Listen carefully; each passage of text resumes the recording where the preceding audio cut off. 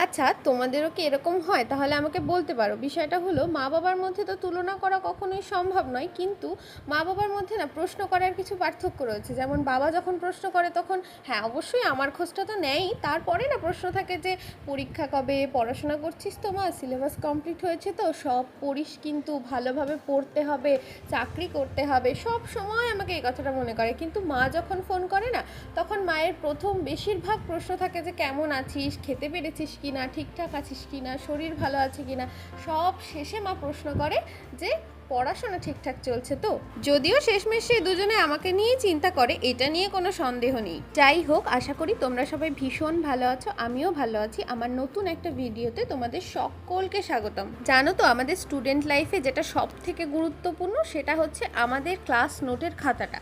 আর এটা না আমি খুব ভালো করে বুঝতে পেরেছি যখন আমি কলেজে উঠেছি। কারণ আমাদের কলেজে না প্রত্যেক দিন খুব ভালোভাবে ক্লাস হয়, প্রায় 4:30 অবধি ক্লাস হয়, কিন্তু হয়তো মাঝখানে গ্যাপ থাকে। এবং এই ক্লাসগুলোতে স্যার ম্যামরা এমন কিছু ইম্পর্টেন্ট কথা বলে যেগুলো না আমরা কোনো বইতে পাবো না।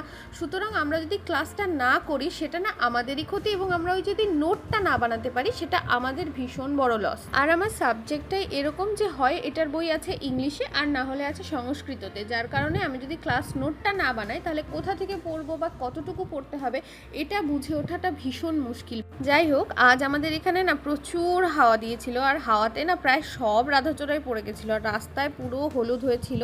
আর 3খানা কাঠগোলাপ আমি আজকে পেয়েছিলাম। আজ অনেকক্ষণ কথা বললাম তোমাদের সাথে, এখন আসি, টাটা।